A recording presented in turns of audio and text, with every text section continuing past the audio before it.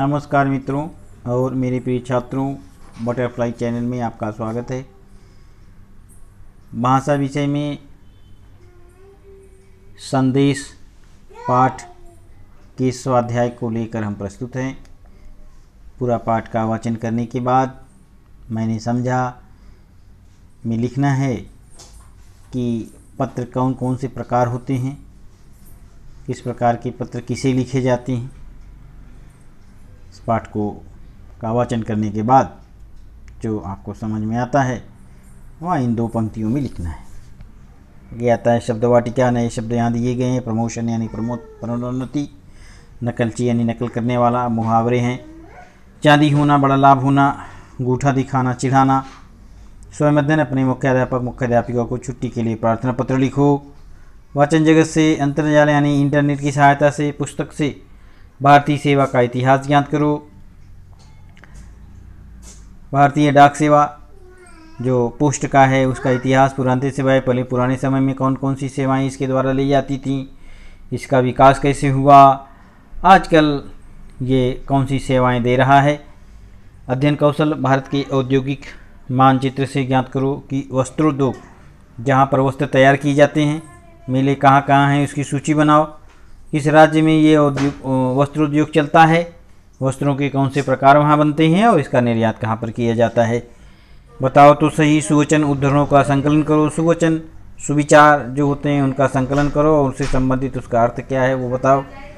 मेरी कलम से किसी पसंदीदा विषय पर आकर्षक विज्ञापन तैयार करो।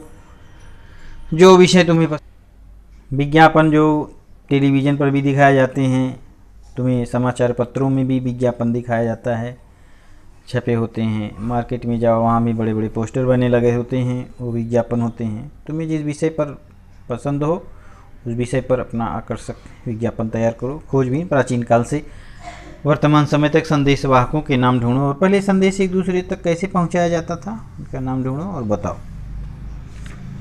अगले पेज पर देखेंगे। पाठ के आधार पर सप्तपहली से पत्र के प्रकार ढूंढो और लिखो। निमंत्रण पत्र, पारिवारिक पत्र, व्यक्तिगत पत्र, व्यावसायिक पत्र, आवेदन पत्र, नियुक्ति पत्र, सरकारी पत्र, कार्यालयीन पत्र, ईमेल, फैक्स इत्यादि।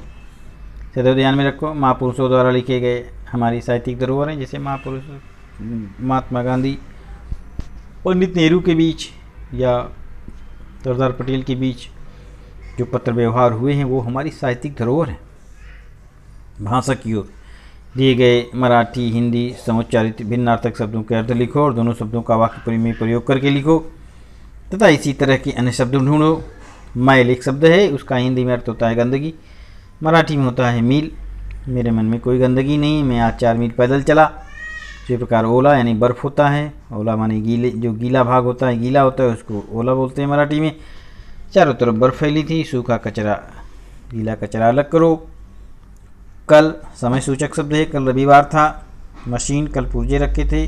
नदी का सूखा भाग। पाठ, थाप मराठी में, नदी के दोनों पाठ समतल थे, पाठ दे रखे थे, थाप दे रहे थे मराठी में। इसी प्रकार से चेष्टा का हिंदी में प्रयत्न है, मराठी में मजाक। सफलता हेतु प्रयत्न आवश्यक था। खेल खेल में मजाक नहीं करना चाहिए। पाल जल यात्रा के लिए उपयोग में आता है, नाव में पाल का उपयोग करते हैं। छिपकली दीवार पर थी। काल ये समय को बताता है, पुराने काल में लोग मेहनती थे, बहुत मेहनत करते थे। कालखंड, पाषाण कालखंड, प्रतिका कालखंड है। पीठ पीछे का भाग हिंदी में। चोर पीठ दिखाकर भागा। पीठ यानी पिसा हुआ अनाज। जवारी पीठ का उपयोग करके रोटी बनाते हैं। इस प्रकार से इस पाठ का हमारा स्वाध्याय पूर्ण होता है। धन्यवाद।